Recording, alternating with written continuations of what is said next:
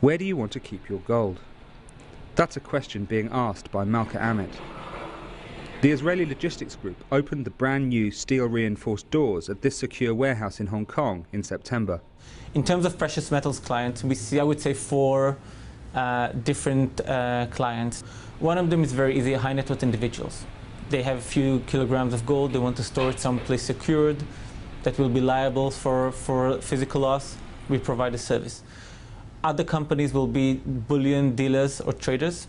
Malka Amit has facilities like this one in cities like New York, London and Geneva. Previously, the company's business was based around the diamond trade, but recently its attention has turned towards Asia, and with good reason. Over the last 2 years, the balance of where the world's wealthy come from has changed. Recent reports from 2 wealth management groups have shown that while the total volume of wealth held by the rich is still greater in the US and Europe, the number of high net worth individuals from Asia now outnumbers both regions. We have essentially seen levels in terms of high net worth wealth in the US being stagnant for a decade. We have essentially also seen Europe essentially, faltering under, huge, I would say, economic pressures. So we are actually quite happy to see that Asia is still a place, to become rich. And for wealth managers, that means changing the way they do business. There is still some very finite differences between high net worth people in individuals in Europe and the United States.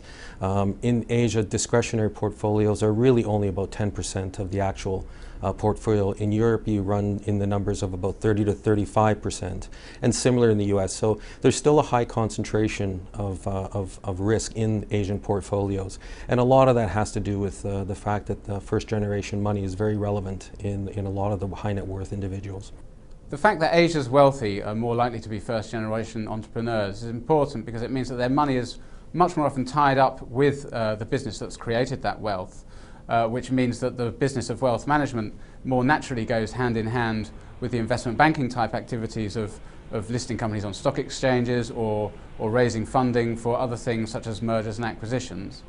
It also means that from an investment perspective, these entrepreneurs tend to have a much higher risk appetite, and so they're much more likely to be interested in things like investing in stocks in the equity market themselves, investing in forex markets, and using derivatives for added leverage. Hong Kong has more Rolls-Royces per head than any other city in the world. And with great personal wealth and business interests that overlap, Asia's entrepreneurs are the ideal clients for the world's high-end banks.